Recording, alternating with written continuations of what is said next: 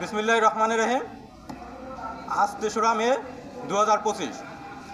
আমরা management studies বিভাগের শিক্ষার্থী ও সাধারণ সকল শিক্ষার্থীরা এখানে গভীর দুঃখের ও শোকের সাথে একত্রিত হয়েছি জিমির মৃত্যু ও বিশ্ববিদ্যালয় প্রশাসনের অবহেলা ৫ দফা দাবিতে প্রেস ব্রিফিংয়ের জন্য।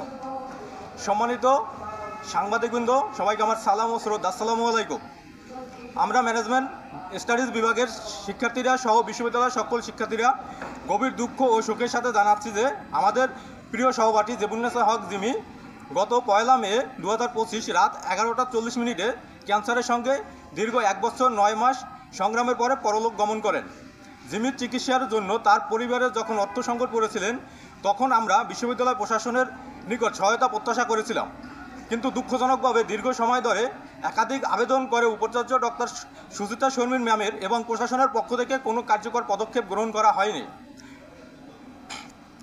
প্রায় ৫ মাস ধরে চলো অনিশ্চয়তা, দায়িত্বহীনতা এবং বারবার দপ্তরে ঘুরিয়ে ফিরিয়ে অবহেলা করা হয়েছে। ৩ বার আবেদন জমা দেওয়ার সত্ত্বেও দায়িত্বপ্রাপ্ত কর্মকর্তার কাছ থেকে কোনো সদুত্তর পাওয়া যায়নি।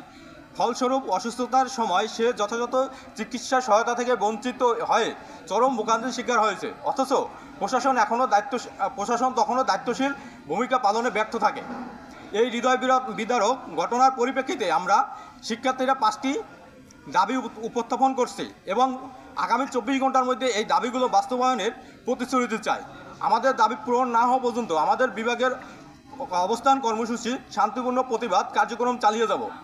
এখন আপনাদের সম্মুখে দাবিসমূহ উপস্থাপন করবেন ম্যানেজমেন্ট স্টাডিজ বিভাগের শিক্ষার্থী শর্মিলা খাতুন।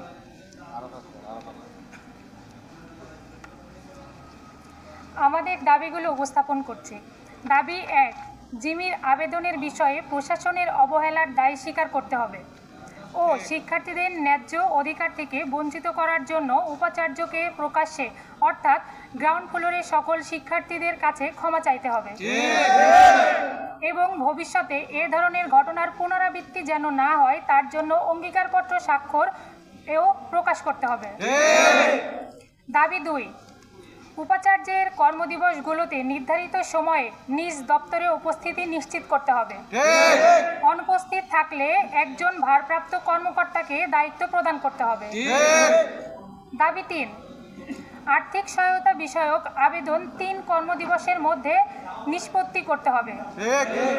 গৃহীত হলে কিংবা বাতিল হলে তা স্পষ্টভাবে জানাতে হবে এবং এই কাজের জন্য একজন নির্দিষ্ট দায়িত্বপ্রাপ্ত কর্মকর্তা নিয়োগ দিতে হবে। দাবি ৪, আর্থিক সহায়তা তহবিলের স্বচ্ছতা ও জবাবদিহিতা নিশ্চিত করতে হবে। নির্দিষ্ট সময় অন্তর ওয়েবসাইটে এর হিসাব প্রকাশ করতে হবে। এবং দাবি নাম্বার ৫, শিক্ষার্থীরা যাতে উপাচার্যের সাথে কোনো জরুরি বিষয় দেখা করতে গিয়ে ভোগান্তি শিকার না হয় এবং শিক্ষার্থীরা যাতে সহজে উপাচার্যের সাথে সাক্ষাৎ করতে পারে তার ব্যবস্থা করতে হবে।